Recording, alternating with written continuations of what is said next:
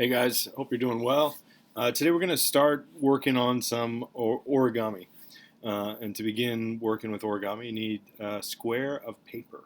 So I'm going to show you how to make a square of paper right now. And I'll show you how to use scissors. And if you don't have scissors, I can show you how to bypass that concern also. So let's jump over to my document camera. So I've got a sheet of paper, a full-size sheet of paper, and what I'm going to do is I'm going to take what is basically the top edge of this paper. I'm calling it the top edge even though it's on the side. So what I would call the top edge of the sheet of paper, and I want to bring that whole edge over to this side of the paper. So I'm going to fold it. And now I'll know that I'm doing that correctly by this point right here. So if I'm making that point, and it's nice and sharp, no side is overlapping, then I can go ahead and kind of gently press that. What I want to point out is that I haven't folded any of this yet, because I want to make sure that this whole edge is lined up the way that I want it to be. Let me pull the camera up just a little bit closer so you can see that. So here's what I don't want. I'll just try to show you that. So I don't want it to be not lined up. I want it to be exactly lined up, edge to edge, along the whole side before I make that crease. So I'm looking at it. I've pressed this down because I kind of like the way that was. I'm holding it down with all of my fingers now. I've got that edge lined up the way I want it, and I'm going to just go ahead and make the crease while I'm still holding this down, making the crease all the way across.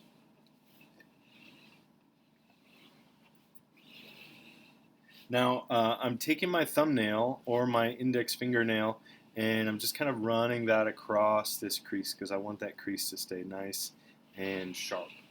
And now to make this piece of paper into a square, I just need to cut this off. Now, let's say that you happen to be in a situation where you don't have any scissors. Let me show you how to solve that. So the first thing I'm going to do is I'm going to turn the piece of paper over, and I'm going to fold this back. And again, I'm being very precise, because I want if you don't have a good square when you're doing origami, that can kind of throw the whole thing out. So before I make any creases or press anything down, I'm just looking very closely to make sure it's kind of lined up the way that I want it. And then once I feel like I've got it nicely lined up, I'm just going to go ahead and press that crease down. Now looking on the back, you can kind of see that it's slightly out of alignment, and that's okay. I would say that that's close enough. The more precise your square is, the better your origami will work out for you, but this, like I said, is close enough. Now I'm going to switch off of my document camera back to the camera where you can see my face, because this is the next thing that I need to show you. So I've got this piece of paper folded here, and I don't have scissors, so I want to cut this off. Now the first thing I would do is I'm going to kind of really crease that and give it a nice pinch.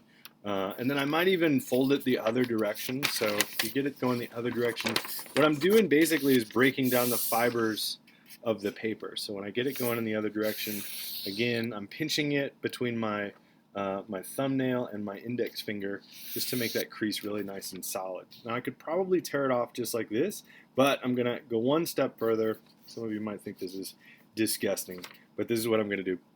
I'm just going to very gently, with the tip of my tongue, just kind of wet that crease that I just made there. Now I'm going to go back to my document camera so you guys can see. So I've just very, very gently wet that crease that I've made with the tip of my tongue, and now I'm just going to very carefully tear it along that crease. And it's real important you can see where I'm pulling. I'm putting my fingers close so that I get a nice clean tear all the way across. Now, a little tip, so now I've got a nice square. If I've used the tip of my tongue, that little bit of moisture will help to kind of break down the fibers again so that they'll tear nicely. The more moisture you use, the easier it'll tear. But if you use too much, then It'll tear too much. It won't work for you. So thanks for watching this video on how to make squares. One thing I'll say before I go, this strip makes at least 3 or 4 squares, which you should also make because that's good paper that you can use for more origami. Thanks for watching.